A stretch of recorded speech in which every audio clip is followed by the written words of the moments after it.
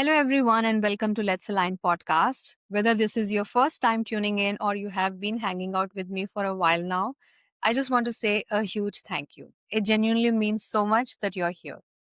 Today, we are diving into a topic that's really hitting home for a lot of people right now. That is navigating job loss and finding new opportunities after a layoff. Now, let's be real. Getting laid off is hard. It's emotional, it's unexpected, and it can shake your confidence in a big way. But here is the thing, just because this chapter started off tough doesn't mean it can't lead to something better. For so many people, a layoff actually becomes the push they didn't know they needed, a push towards a new role, a different direction, or even a deeper understanding of what they really want from their career. So today, we are talking about what that journey can look like. We'll get into the emotional side of the job loss, how to rebuild your confidence, how to spot new opportunities in a shifting job market, and above all, how to keep moving forward even when things feel uncertain. And today I'm joined by someone amazing who has helped tons of people navigate this exact season and not just bounce back but come out stronger than before. Ali Arney is a certified career coach, expert resume writer, and a serial entrepreneur with over 15 years of experience across HR, recruitment, people management, and strategic operations.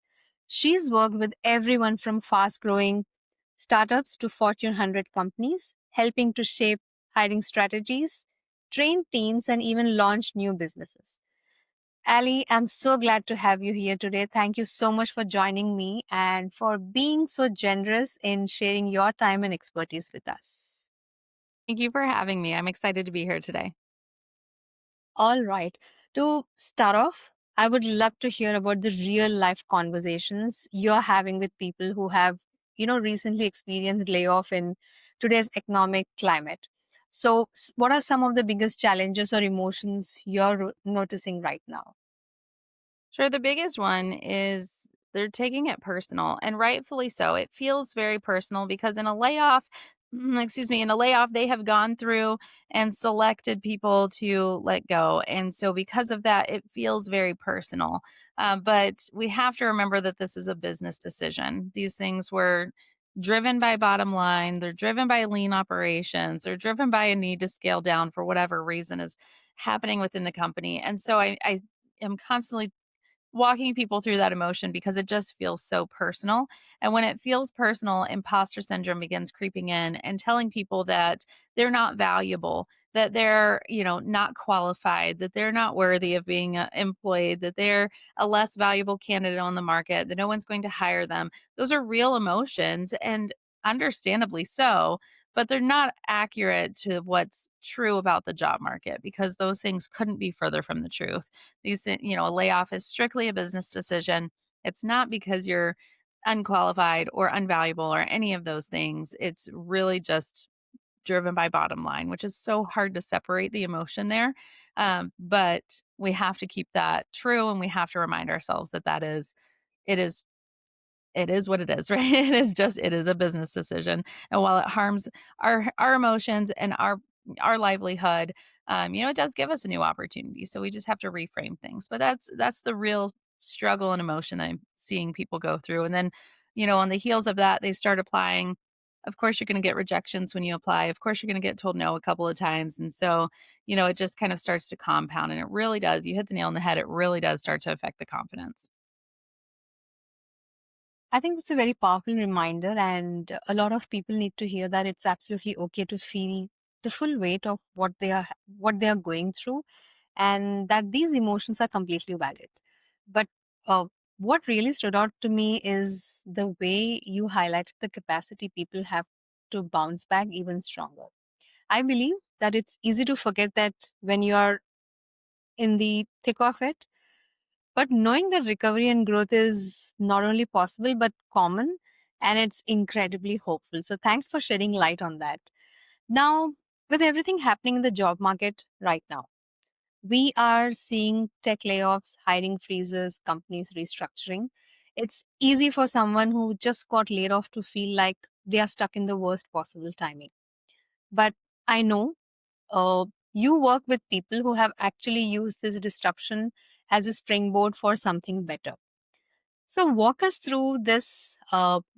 When someone is sitting there feeling defeated, maybe scrolling through discouraging news about the economy, how do you help them shift their perspective altogether? Sure.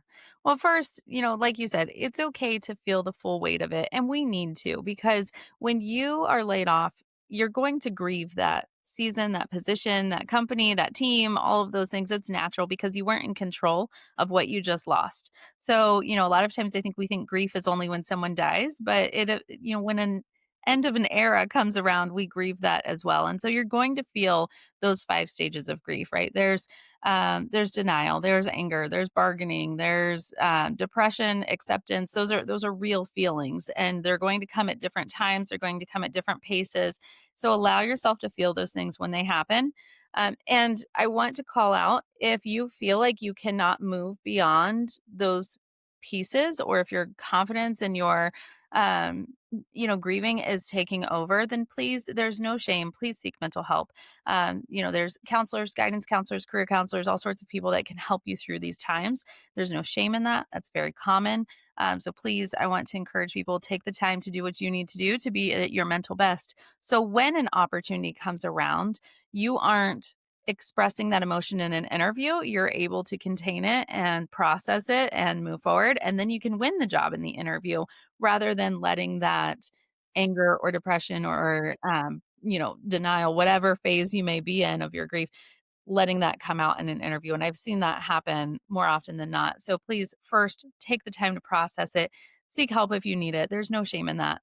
As far as some other things that can help you not feel so defeated, ask for reference letters from previous managers, team members, coworkers, because for one, they're going to help you in your job search, right? It's easy to offer those to a new employer, a potential employer, and say, "Hey, here's, what my manager had to say about me," and use that as a reference.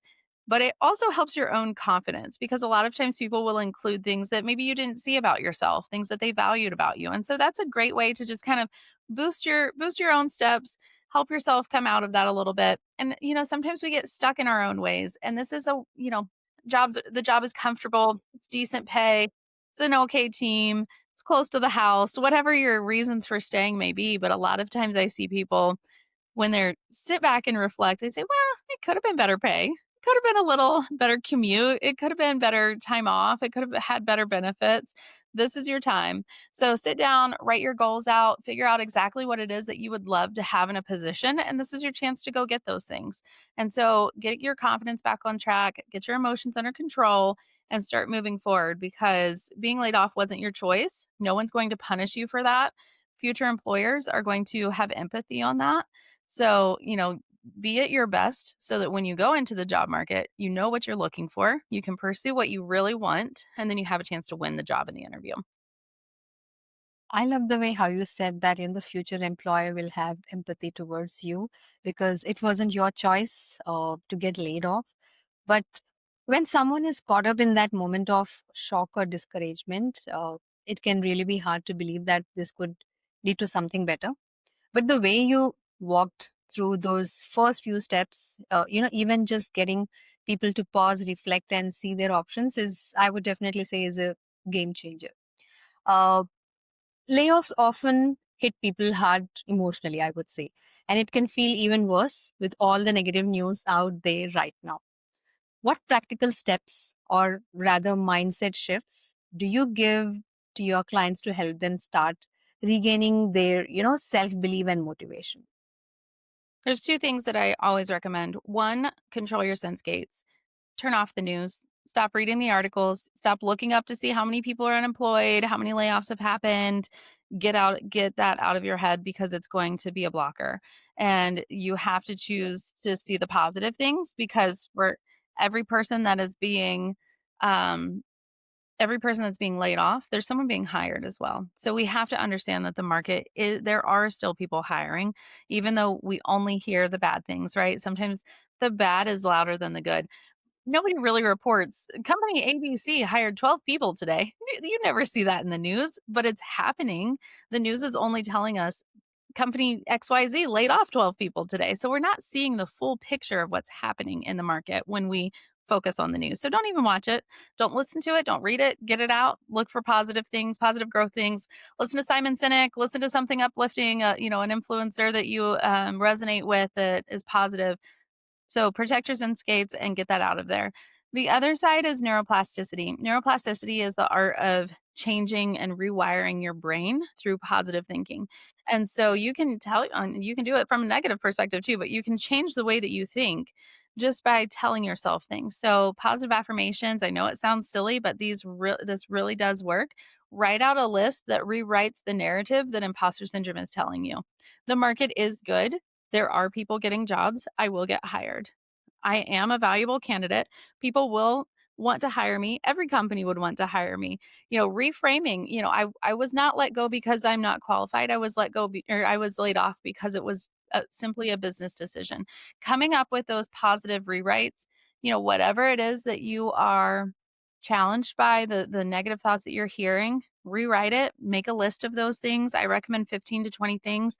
Put that list on your mirror and read it out loud to yourself in the mirror every day. Now that's awkward, but when you do it, it really does maximize neuroplasticity. And you do that for 21 days, which is how long it takes to create a habit, and you completely rewire your brain. Those negative thoughts don't have a chance to come in. And we've also blocked out all of those negative news articles and things.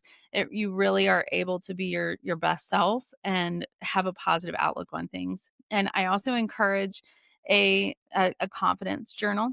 So every day, especially if you're really challenged to move forward in your job search, write down something that you're proud of professionally and personally, a skill that you used well, and an action that you would like to take in your future, something that you would like to gain in the future, and work towards those things with your job search.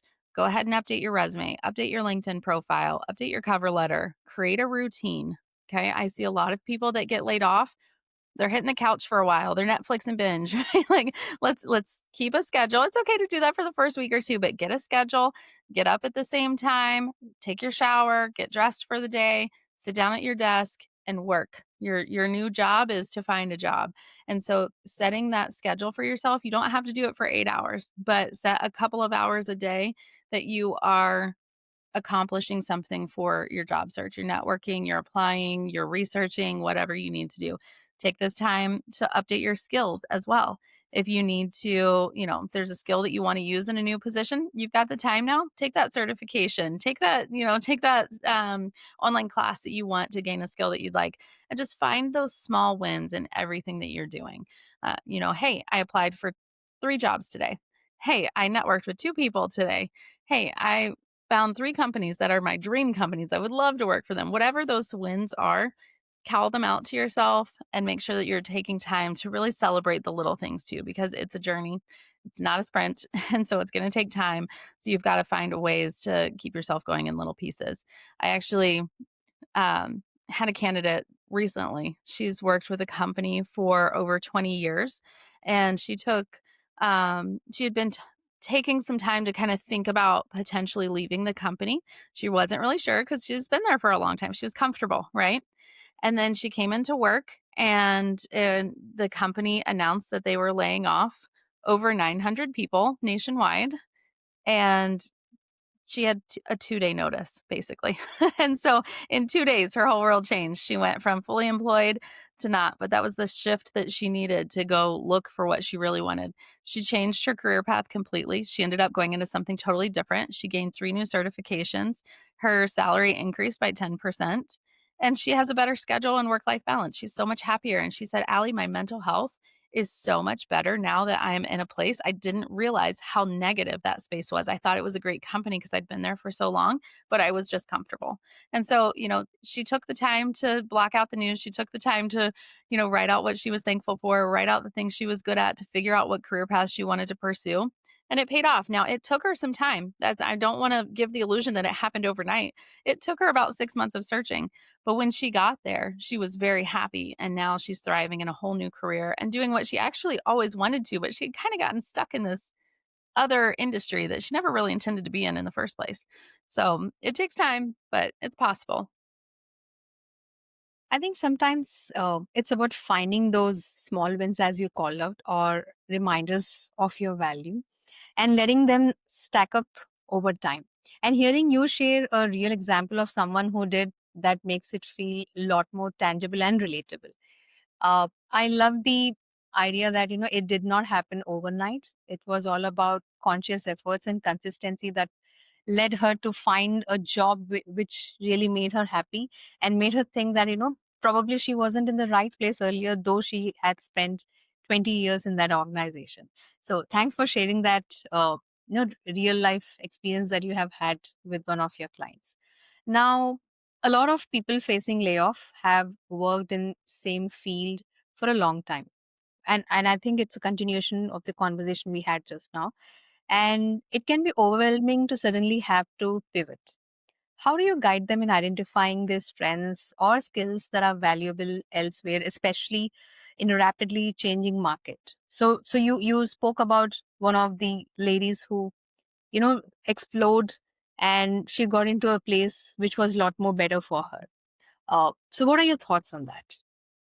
Sure. So changing industries or job fields, it can be challenging in general, right? Because we don't, again, imposter syndrome kind of creeps in and we don't feel like we are qualified or we're just used to a different terminology. So there's a analogy, if anybody's followed me at all, you've probably heard me say it. It's my pizza and fractions analogy. Okay. So when I was young, well, and still, I'm not good at math. I'm a people person. I am not a numbers person. That's just what it is. I claim my strengths. So well, as far as numbers go, when I was younger, I was homeschooled for a bit. My mom sent me to school later, but regardless of who my teacher was, I struggled with fractions. It just they didn't make sense to me. So my mom framed them in terms of baking, pizza, money. That made sense to me, right? If you wrote out one eighth that, and had me do a math problem with that, it didn't quite make sense. But when she framed it in these other terms with, measurements for baking, clicked. I got it. I understood it fully. We're doing the same thing with our resume when we make a transition. Okay. We just, and in our own verbiage too, we just have to change how we speak about it. We just have to change the terminology. We're just expressing fractions in terms of pizza. So, how do we do that? We look at job descriptions in the field and the industry that we're looking at, and the positions that we're looking at, and we find patterns of requested skills, words that they're using. And anything that doesn't look like something you're familiar with or something that you know or you feel like you don't have, go do some research on it. Find what that really means, how that skill is actually used and implemented. And 9 times out of 10, you realize, I do have that skill. I did that. So, for instance, I've worked with a lot of teachers who wanted to get out of teaching and they weren't sure that they had the skill set to do that. But when we broke it down, they've done training, they've done project management, they've done customer success, they've done all sorts of different things. So there's, same with even I've worked with bartenders or waitresses, people in waiting staff, and they want to get out. They've also done training. They do a lot of administrative pieces. They're great at sales. They do product management, inventory, supply chain. There's so many things when you break your role down and you relate it to other roles, you see that you actually do have those skills. Now you just need to translate it. So highlight those things on your resume rather than food, selling drinks, that kind of thing. We need to focus on the sales, meeting sales quotas, inventory management, whatever it is that we're tracking. So it's just really reframing everything and shifting fractions into pizza. I really love the way you have made that process feel approachable with, actual tools and exercises that help people connect the dots. So it's not about starting over, it's about translating what you already have, I would say, into the new direction altogether. Um, with so much movement in the economy, it's hard to know where the next opportunity might be. So, if I may ask, what methods or resources can you share for spotting growing sectors and making the transition, even if someone's experience is in a slower industry right now? Sure. Again, I would challenge people to not be overly focused on what the news says about those industries, right? There are always going to be growth opportunities. There's rarely an industry that is just not growing at all. It's really what the companies and individual roles are doing. So I would take a look at that and see what it is that you want, and then go find the companies that are actually pursuing those positions more so than okay, well, maybe I'll switch this industry because this one's growing, or maybe I'll switch this one because this one's growing. the market's always going to ebb and flow. Technology may be what's hot this week, it might be healthcare next week, it might be manufacturing the week after that, you don't know. So pick what you enjoy, pick what you wanna do, pick what's interesting to you, and pursue that. And, you may need to take a stepping stone in between there, but go after what you really want. If you were laid off, this is your chance to do that. Take that time. Hopefully, you have severance that will help you get through that as well. But, do what you need to do, find what you really want. Also, stay active. Stay active and stay consistent. Consistency is key because if you get out of practice with interviewing, if you get out of practice with applying, life will happen. And that's why I say schedule, make a schedule for yourself, get up and keep a routine because otherwise it's, oh, well, I got to go pick up the kids and oh, I'll pop over and see my mom today and oh, let me run to the grocery store real quick. And before you know it, a week's gone by and you haven't applied for anything.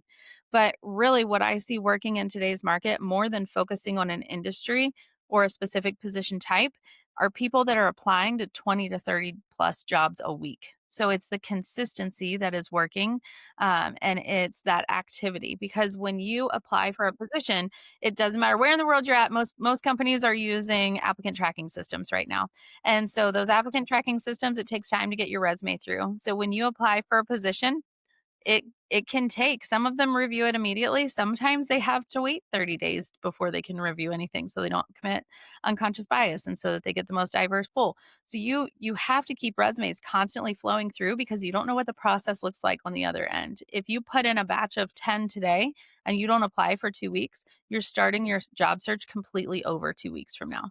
But if you apply 20 jobs this week and 20 jobs next week and 20 jobs the week after that, then you've got this constant wave of potential for companies to reach out to you. So that's a big thing. The other thing is, I know I'm going to get some backlash for this. Don't jump on the AI bandwagon. I see so many people saying, "Oh, this will help me because 20 applications a week is boring and time consuming." Let's call it what it is. Nobody really wants to do that, but it's a necessary evil. So people are saying, "Oh, I'll use AI to adjust my resume for each of these, or I'll use AI to blast these resumes out."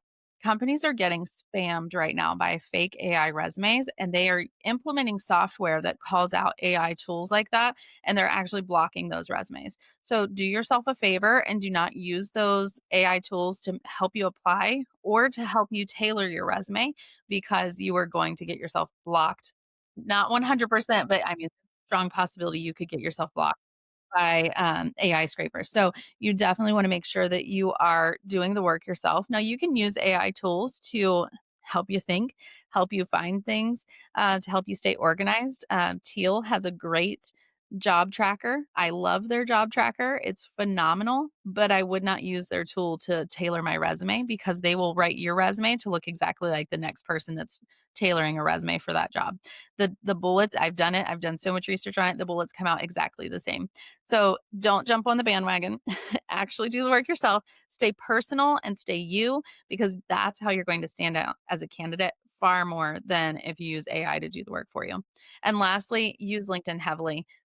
Apply for jobs, network on there, grow your network, grow your recommendations, ask for informational meetings, follow your dream companies, use LinkedIn heavily because it is a phenomenal tool and it's how 75% of the job market's getting hired right now. So, those are my 3 big tools that I would highly suggest using.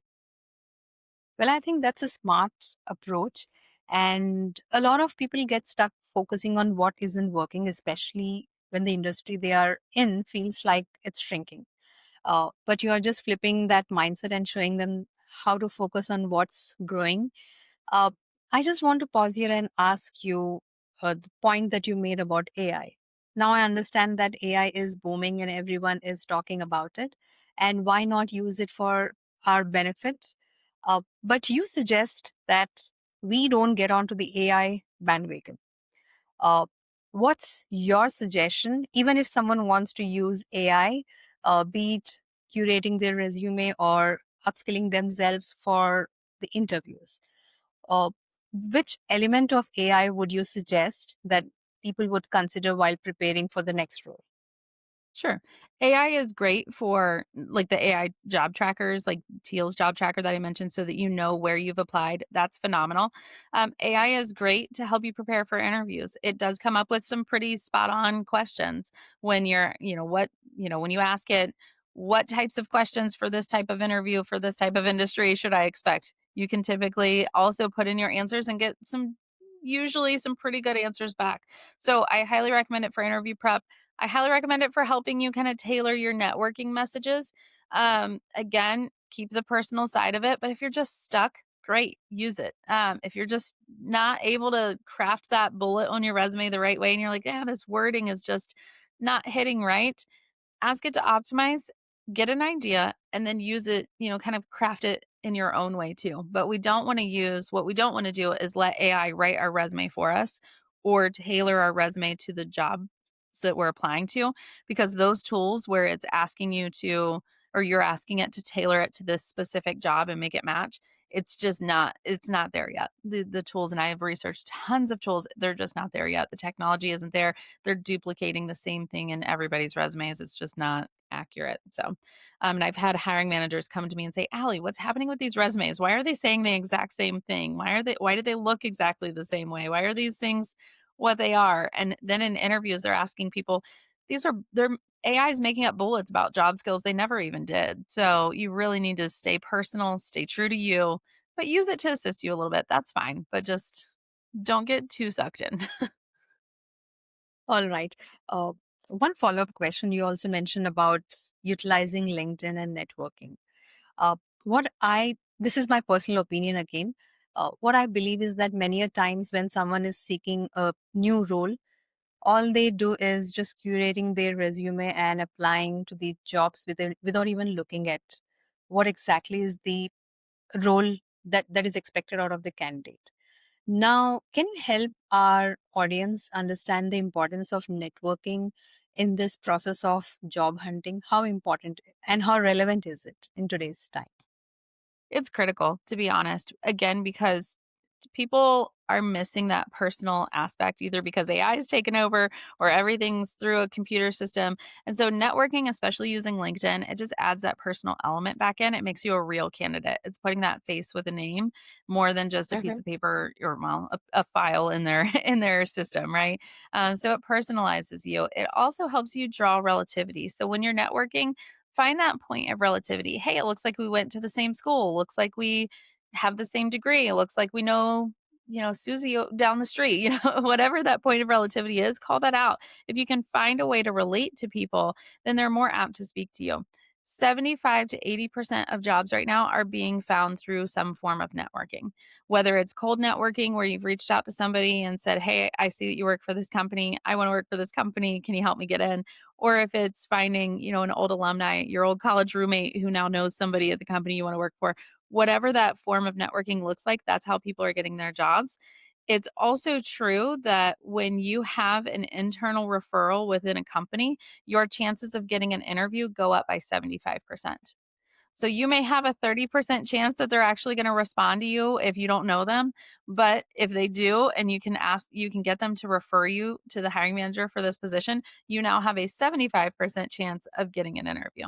So networking is huge in how you get yourself moved forward. And especially if it's someone that you know that can vouch for you, that can vouch for your credibility, your skills, your personality, all of those things, your chances of getting that go way up. Plus, they're typically motivated because there's usually a hiring bonus for them if they refer someone that gets hired. So, they get a little perk out of it too. But there's a lot of perks to using networking, and I highly recommend it. It is the separator. People always ask me, Allie, what can I do to separate myself as a candidate in the job market so I'm not just another application? Network. You still have to apply, but you equally have to network. You have to row both oars constantly or your boat's gonna go in a circle. So Uh, that's so true. Even networking, be it offline or in person, attending any of the events, that really Mhm. plays a very critical role. Uh, One follow up question regarding networking. I know that networking after a layoff can feel awkward, especially if someone's worried about, seeming desperate or making others uncomfortable. What's your advice for starting those honest, meaningful conversations during a job search? Sure. First of all, just be genuine. Be yourself. Don't try and put on any fronts.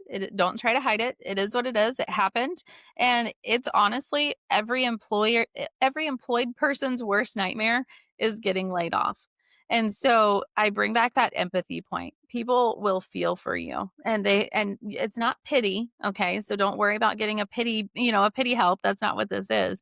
But people feel for you and they can't imagine being in that situation. They are terrified of being in that situation, and so they naturally will want to help you in any way that they can.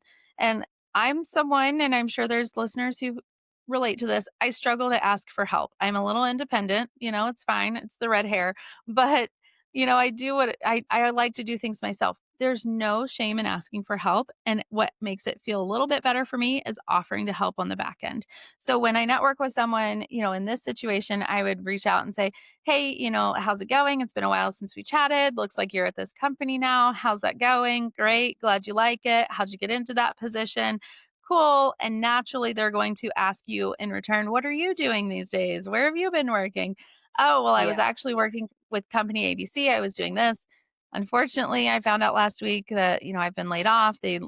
I always quantify it because is this a layoff of one, aka you were fired, or is this an actual layoff where, you're one of many? And so I always say, yeah, they let go of the whole department or they let go 900 people or whatever it may be. It came as a shock. I wasn't expecting it. Because of that, I'm looking for a new position in this field, in this industry. Do you happen to know if your company's hiring? Or I saw that your company's hiring. Would you be willing to put in a good word for me? Or, hey, would you mind just keeping an ear to the ground for me? If you see any opportunities in this space, would you mind reaching out to me? I get to that point pretty quickly because if you haven't talked to somebody in 15 years, you want something. If you pop up on LinkedIn 9 times out of 10, you want something. Just get to it. Don't bait and switch them. Don't belabor that conversation. Don't drag it out. You don't have to take them to lunch. You don't you don't have to catch up and be their new best friend. Just get to it. And that's the beautiful part of LinkedIn is it is a networking tool. So, networking events, the whole point is to meet people.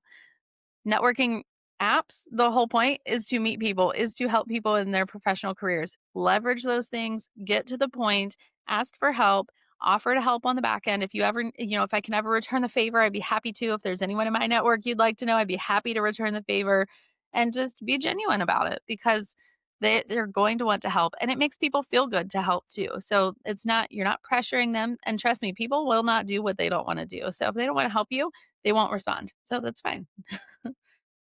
Well, I think that's a very refreshing take. I agree that, networking can feel intimidating even in the best of times and especially after a layoff. It's altogether a different experience. But I really love the way how you are encouraging people to approach, these conversations from a place of connection and curiosity rather than just asking for help. So that shift not only makes it feel more natural, but as you said, it also builds stronger and more genuine relations in the long run. Yes. These days, resumes and LinkedIn profiles are more important and more competitive than ever, I would say. Uh, have you seen any recent tweaks or features that really help someone stand out to, recruiters, especially now when there is so much extra scrutiny that's happening around? The big thing is, everybody wants to stand out, so they start adding a bunch of things to their resume. They add a picture, they add flashy templates, they're using Canva or Word or so, templates to try to make it, look fancy or try to make it aesthetically attractive so that somebody will reach out to them. But unfortunately, we have to play to applicant tracking systems. Applicant tracking systems are the way that 99% of resumes are received these days, and it's pointless what your resume looks like if it doesn't ever get through the system. And templates are a huge blocker to those systems. Most systems cannot read all of the graphics, the blocks of text, all of the different colorful, blocks that you have with your skills over here, your picture over there. It blocks it. So you're real actually by trying too hard to make your resume stand out, you're actually looking like a red X on the other end of the system. They can't contact you with that. They don't know. You're not getting through the system with that. Keep it professional, keep it boring, to be honest. Keep it very clean looking, keep your lines straight, don't have scraggly lines with just one or two words on it. Keep your formatting appropriate. And that's a whole nother conversation on what the layout of a resume should look like. But the key is that you want to make it get through an applicant tracking system. You need keywords, you need simple formatting. Do not use a template. Make sure that you're using words that relate to your field and align it from that perspective. That's going to get you higher up on a recruiter's desk than much more than having a flashy resume. I really love that valuable insight. Many a times we focus more on the format as to whether I have a picture on my resume, whether it is colorful or not. But now that you have made it very loud and clear that it's the ATS format that really helps anyone looking for job. So I hope this advice is helpful to our audience. So Um, too. Speaking of resume, I also want to understand. Many a times I did notice that people are so focused on talking about the work that they do. Many a times they miss on the passion or any hobbies that they have outside work. So, Mhm. what's your thought on talking about your hobbies or passion or anything that you have done outside your business work hours?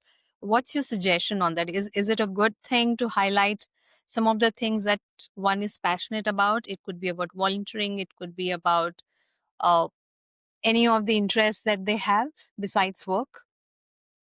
If that's a big if, it relates to the field that you're pursuing, then yes, definitely list it, and we'll talk about how to list it in just a second.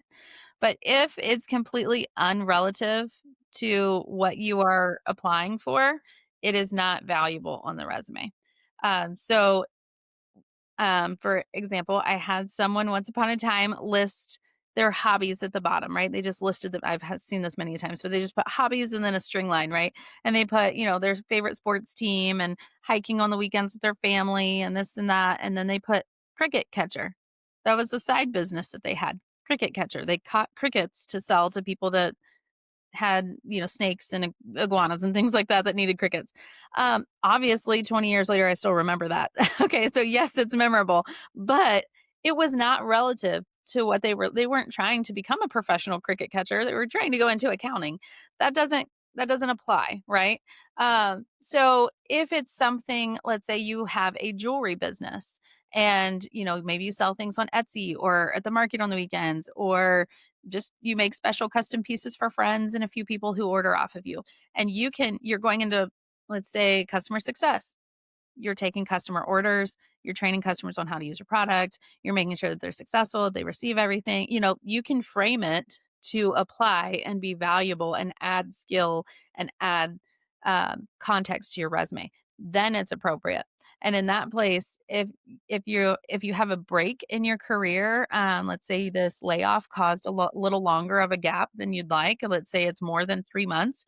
You can add that to your resume as a business and frame it as such and highlight the skills and really write it as if this was a position in your field. Title yourself as a project manager or a customer success manager or whatever it is that you're pursuing and relate those skills. Don't list hobbies that have nothing to do with what you are pursuing because then you're just muddling the waters. We don't want to distract them from the candidate that you are and the value that you can be to the company, no matter how passionate you are about that. Now, if the company is extremely philanthropic, and you do a lot of community work, then yes, it can be valuable to list your community involvement on your resume. But if there's no tie to the company, no tie to the position, no relativity there, just leave it off. Maybe it'll come up in conversation if they ask you what you do on the weekends or what you do for fun, that kind of thing. Sure, mention it. But let's keep it focused on the position at hand because, again, we have to get through the applicant tracking system. And the more context that we have that relates to the role, the better our chances are of actually getting an interview.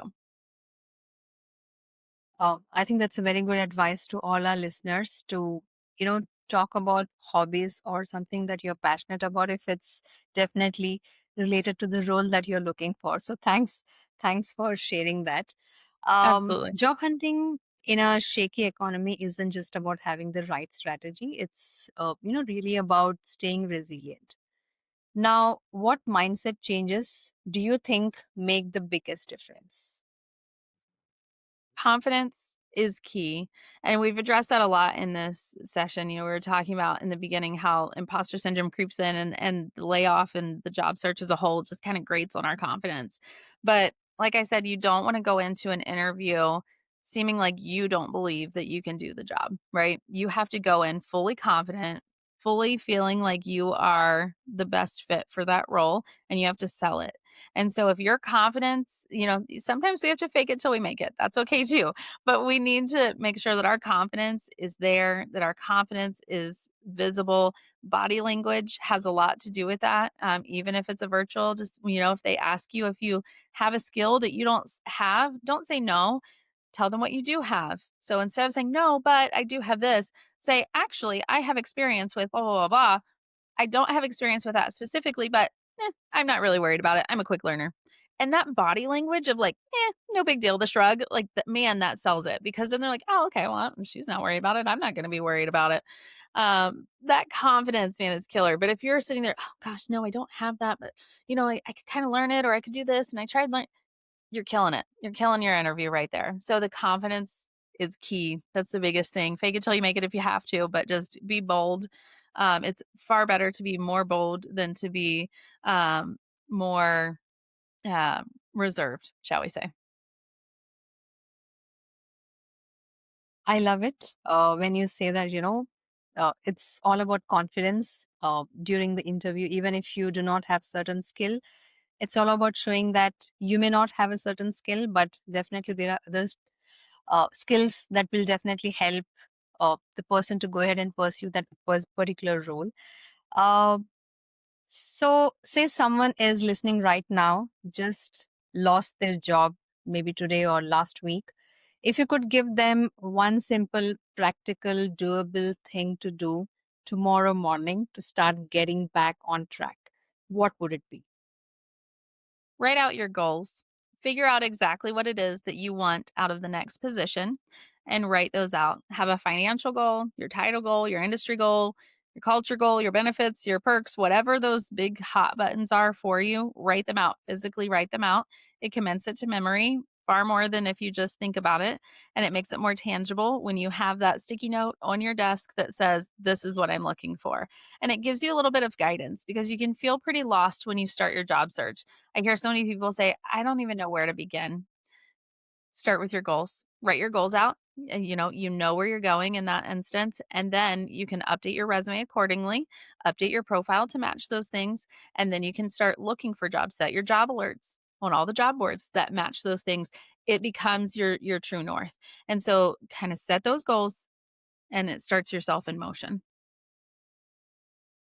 Well, that's such a simple but powerful step.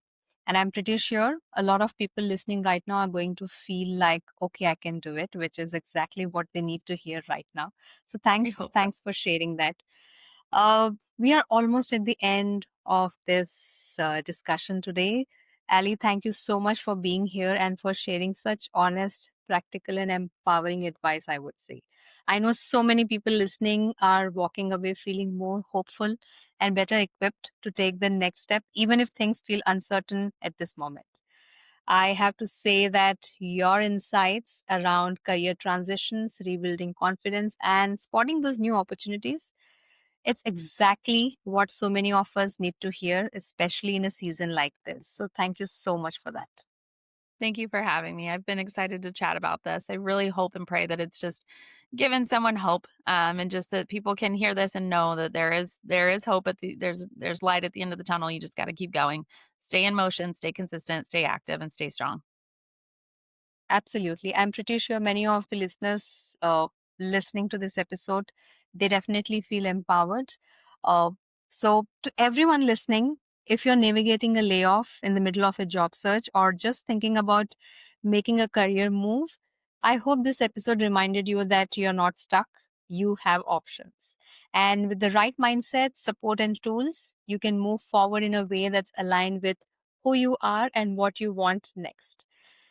Uh, as always, thank you for tuning in. And if this conversation helped you, feel free to share it with a friend, leave a review, or just reach out and let me know what resonated. Until next time, take very good care of yourself. Above all, keep showing up for yourself. Bye. Thank you, Ali. Thank you.